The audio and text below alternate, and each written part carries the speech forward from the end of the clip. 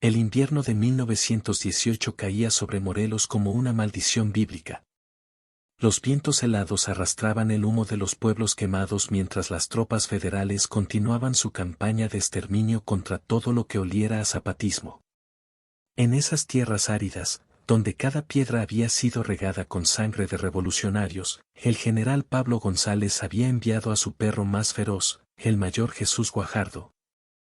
Un militar sin escrúpulos que había convertido la persecución de zapatistas en una obsesión personal.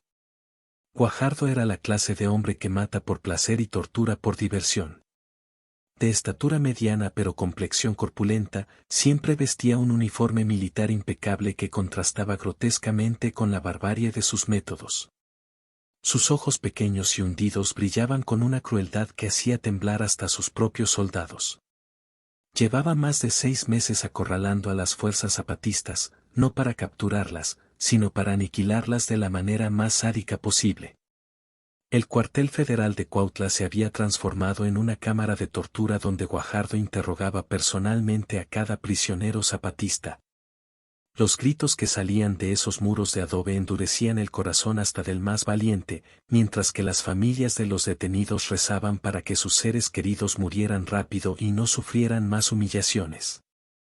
Pero lo que más enfurecía a Emiliano Zapata era que Guajardo había jurado públicamente que no pararía hasta tener la cabeza del caudillo del sur clavada en una pica frente al Palacio Nacional.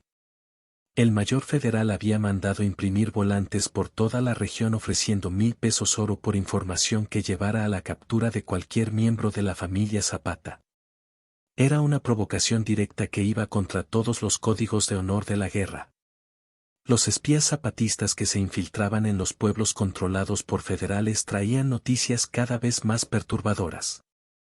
Guajardo no se conformaba con perseguir soldados revolucionarios, había comenzado a ejecutar sistemáticamente a cualquier persona que hubiera mostrado simpatía por la causa zapatista.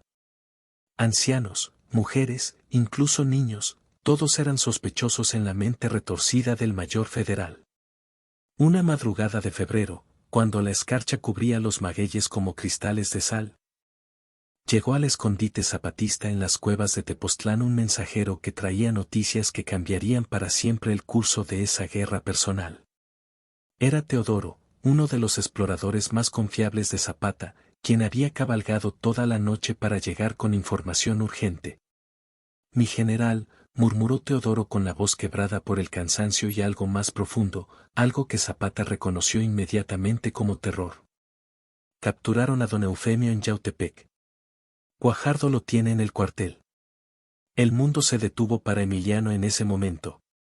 Eufemio, su hermano del alma, su compañero desde los primeros días cuando decidieron alzarse contra las injusticias del porfiriato, había caído en manos del enemigo más despiadado que habían enfrentado. Los zapatistas que rodeaban a su jefe vieron cómo la sangre se le helaba en las venas, cómo sus manos temblaban ligeramente antes de cerrarse en puños de acero. «¿Cómo pasó?», preguntó Zapata con una voz tan controlada que resultaba más aterradora que cualquier grito. Teodoro tragó saliva antes de continuar con el relato que sabía que encendería la furia más terrible que había visto en su caudillo. Don Eufemio iba con solo 5 hombres hacia Yautepec para encontrarse con los compadres que le iban a entregar rifles nuevos. «Pero alguien los vendió, mi general». Alguien le dijo a Guajardo exactamente por dónde iban a pasar y a qué hora. Los estaban esperando con más de 50 federales. El puño de Zapata se estrelló contra la mesa de madera con tal fuerza que la partió por la mitad. Sus ojos se transformaron en 2 brasas que prometían que el infierno mismo se desataría sobre quien hubiera tocado a su hermano. Los hombres que lo rodeaban conocían esa mirada, era la misma que tenía cuando decidía que alguien tenía que morir. Los detalles de la captura fueron llegando como dagas al corazón de la causa revolucionaria. Teodoro, temblando pero decidido a que su jefe conociera toda la verdad, continuó narrando lo que había presenciado desde su escondite en las rocas que rodeaban el camino a Yautepec. Los federales los estaban esperando en una emboscada perfecta, mi general. Don Eufemio se dio cuenta de la trampa pero ya era muy tarde. Luchó como un león, como un verdadero Zapata, pero eran demasiados. Vi como 5 balas lo tiraron del caballo y aún así siguió disparando desde el suelo. Emiliano cerró los ojos por un momento, imaginando a su hermano mayor luchando hasta el último aliento, manteniendo el honor de la familia aún en las circunstancias más desesperadas. Pero cuando los abrió nuevamente, la frialdad de su mirada helaba la sangre de todos los presentes. ¿Y después qué pasó?, preguntó con una voz que sonaba como el viento de la muerte. Teodoro se secó el sudor de la frente antes de continuar con la parte más dolorosa del relato. Guajardo llegó personalmente cuando ya tenían herido a don Eufemio. Ese hijo de mala madre se puso a reírse cuando lo vio en el suelo sangrando. Le dijo que por fin tenía a un Zapata famoso en sus manos y que lo iba a hacer sufrir hasta que le dijera dónde se escondía usted. La respiración de Zapata se volvió pesada, controlada, como la de un jaguar antes de saltar sobre su presa. Sus hombres sabían que estaban presenciando el momento en que su jefe decidía que alguien tenía que pagar con sangre, pero esta vez era diferente. Esta vez era familia. Los subieron a un carro como si fuera un costal de maíz, continuó Teodoro. Don Eufemio estaba consciente pero muy mal herido. Le gritó a Guajardo que ningún Zapata le daría información a un perro del gobierno, que podía torturarlo todo lo que quisiera pero que nunca se arrodillaría ante él. Un murmullo de respeto recorrió el grupo de zapatistas. Conocían a Eufemio, sabían que era capaz de morir antes que traicionar a su hermano o a la causa. Pero también sabían que Guajardo era capaz de torturas que harían que la muerte pareciera una bendición. ¿En dónde lo tienen?, preguntó Zapata mientras se ponía de pie lentamente. Su voz había adquirido un tono que sus hombres solo habían escuchado antes de las batallas más sangrientas. En el cuartel de Cuautla, mi general. Guajardo mandó decir por todo el pueblo que va a hacer un ejemplo público con don Eufemio mañana al mediodía. Dice que quiere que todos vean lo que les pasa a los bandidos zapatistas. El silencio que siguió fue tan denso que se podía cortar con machete. Zapata caminó lentamente hasta donde tenía colgadas sus pistolas y se las ajustó al cinturón con movimientos deliberados. Cuando se volteó hacia sus hombres, su rostro mostraba una determinación que trascendía cualquier consideración militar o estratégica. Si te está gustando esta historia y querés conocer más secretos de la Revolución Mexicana, suscríbete al canal que cada semana te traemos relatos que te van a poner los pelos de punta. Muchachos, comenzó Zapata con una voz que resonó entre las paredes de roca como un juramento sagrado. Ese cabrón de Guajardo cometió el error más grande de su pinche vida. Tocó a un Zapata, y por eso va a pagar con cada gota de sangre que tenga en las venas. Los guerrilleros zapatistas que lo rodeaban sintieron como un escalofrío les recorría la espalda. Conocían a su jefe, sabían que cuando hablaba con esa voz no había fuerza en el mundo que lo pudiera detener. Pero esta vez era diferente, esta vez estaban viendo al hermano vengando al hermano, al hombre defendiendo a su familia. ¿Cuál es el plan, mi general?, preguntó Genovevo de la O, el más veterano de los comandantes zapatistas. Zapata extendió un mapa sobre los restos de la mesa que había partido con su puño y comenzó a trazar líneas con el dedo. Vamos a llegar a Cuautla antes del amanecer, explicó mientras señalaba diferentes puntos en el mapa. Guajardo está tan seguro de sí mismo que tiene pocos guardias en el cuartel. Piensa que ningún zapatista se atrevería a atacar en pleno territorio federal. Se va a dar cuenta de lo equivocado que está. El plan que Zapata diseñó esa noche era audaz hasta la locura, pero brillante en su simplicidad. Un grupo pequeño de sus mejores hombres se infiltraría en Cuautla antes del amanecer, aprovechando que conocían cada callejón y cada escondite del pueblo. Mientras tanto, el grueso de las fuerzas zapatistas se posicionaría en las afueras, listos para atacar en caso de que las cosas se pusieran feas. Pero esto no es solo un rescate, aclaró Zapata mientras ajustaba su sombrero charro sobre la cabeza. Voy a capturar vivo a ese hijo de perra de Guajardo. Quiero que sienta en carne propia el miedo que ha estado sembrando. Quiero verlo rogar antes de mandarlo al infierno. Los preparativos comenzaron inmediatamente. Los zapatistas revisaron sus armas, afilaron sus machetes y se ennegrecieron las caras con carbón para mezclarse con las sombras de la noche.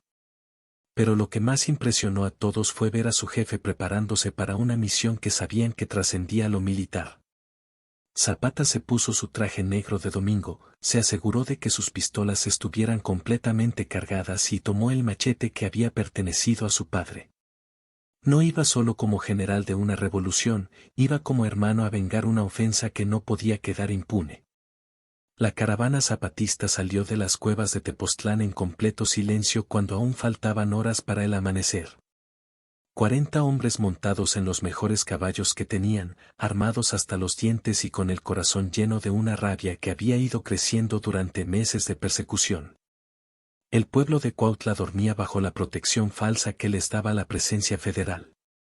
Las familias campesinas que habían sobrevivido a las purgas de Guajardo se escondían en sus jacales, rogando que el amanecer no trajera nuevas desgracias. Nadie imaginaba que esa noche la justicia revolucionaria llegaría montada en caballos fantasma. Zapata y sus hombres más confiables se deslizaron por las calles empedradas como sombras mortales. Conocían cada rincón de Cuautla, habían nacido y crecido en esas tierras que ahora estaban manchadas con la sangre de sus compañeros. Los centinelas federales que cuidaban las esquinas principales nunca supieron lo que los golpeó. El cuartel federal era una construcción colonial de gruesos muros de adobe que había servido como convento en tiempos del virreinato.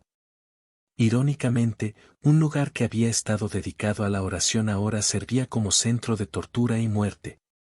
Los gritos que salían de sus celdas habían reemplazado a los cánticos religiosos. «Ahí está el cabrón», murmuró Teodoro señalando una ventana iluminada en el segundo piso. «Esa es la oficina de Guajardo. Siempre se queda despierto hasta muy tarde revisando sus listas de personas por ejecutar». Zapata sintió como la sangre le hervía en las venas al imaginar a ese desgraciado planificando la muerte de más campesinos inocentes mientras su hermano agonizaba en las celdas de abajo. La injusticia de la situación encendió en él una furia que no había sentido nunca antes. Los zapatistas habían perfeccionado el arte de la guerra silenciosa durante años de lucha guerrillera. Se movían como fantasmas entre las sombras, eliminando centinelas con la precisión de cazadores experimentados. En menos de 15 minutos habían tomado control del perímetro exterior del cuartel sin disparar un solo tiro. «Tú te encargas de la puerta principal», le susurró Zapata a Genovevo de la O. «Yo voy directo por Guajardo. Cuando escuches 3 silbidos, entras con todo.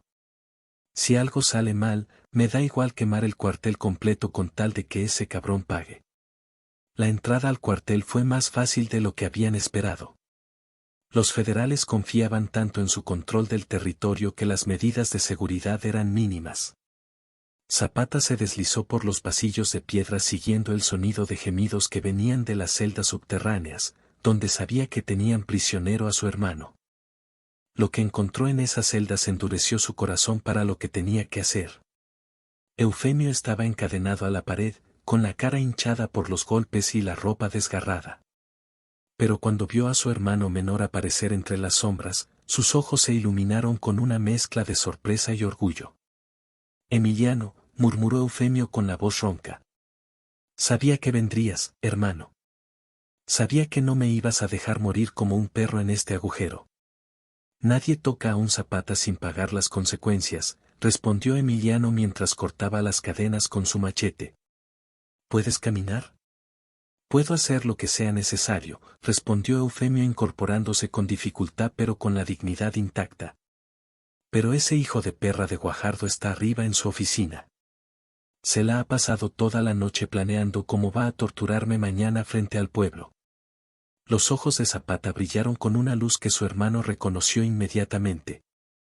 Era la misma mirada que había tenido cuando decidió levantarse en armas por primera vez, pero ahora intensificada por la sed de venganza personal. «Pues va a tener la oportunidad de conocer de primera mano lo que se siente ser torturado», murmuró Zapata mientras ayudaba a su hermano a salir de la celda. «Vamos arriba. Es hora de que Guajardo conozca a los famosos hermanos Zapata».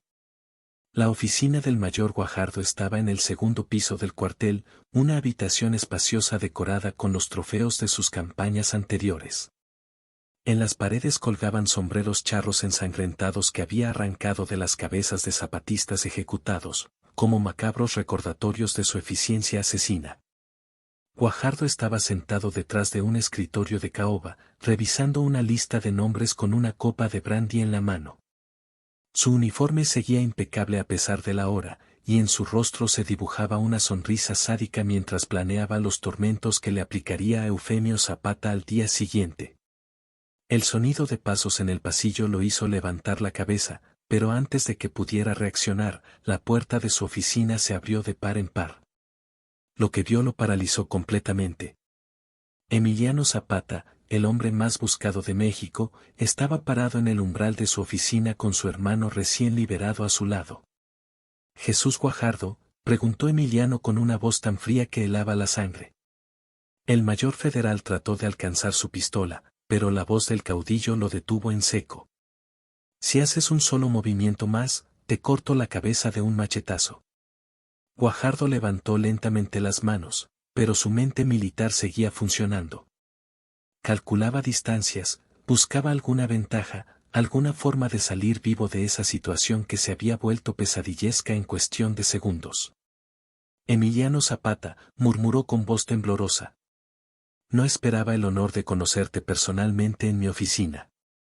«El honor va a ser todo mío», respondió Zapata mientras se acercaba lentamente al escritorio.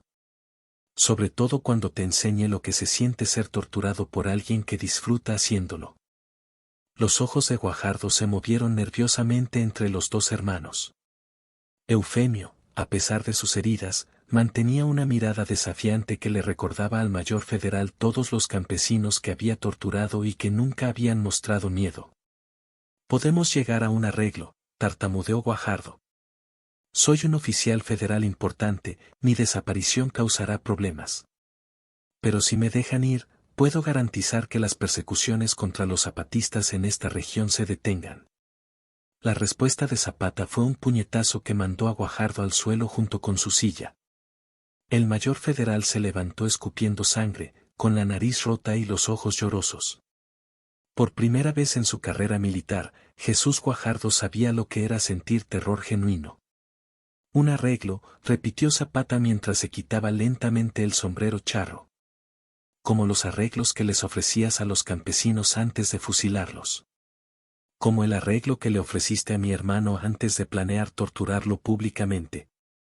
Guajardo intentó arrastrarse hacia la puerta, pero Eufemio, a pesar de sus heridas, le bloqueó el camino.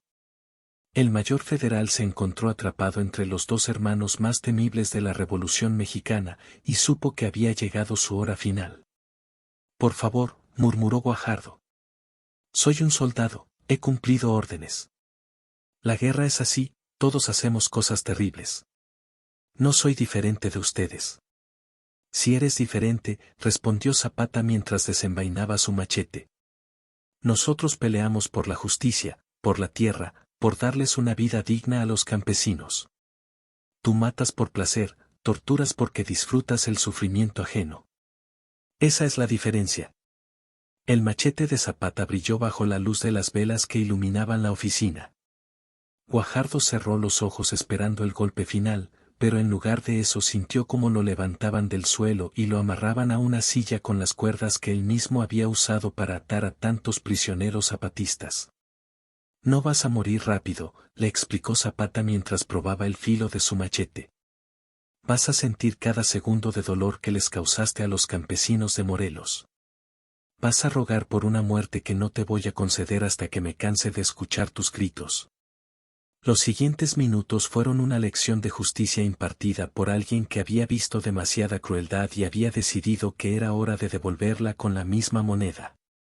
Guajardo experimentó en carne propia cada uno de los métodos de tortura que había perfeccionado durante meses de persecución zapatista. Sus gritos resonaron por todo el cuartel, pero nadie vino a ayudarlo. Los federales que aún seguían vivos estaban demasiado ocupados tratando de escapar de los zapatistas que habían tomado el edificio completo. El terror había cambiado de bando esa noche. Cuando Zapata finalmente decidió que Guajardo había pagado suficiente por sus crímenes, el mayor federal ya no era más que una sombra del hombre arrogante que había sido. Sus súplicas de clemencia se habían convertido en gemidos incoherentes, sus ojos reflejaban una locura que nunca se borraría. Por la sangre de todos los campesinos que asesinaste, murmuró Zapata acercando el machete al cuello de Guajardo. Por las familias que destruiste y por la tierra que nos robaron, te condeno a muerte.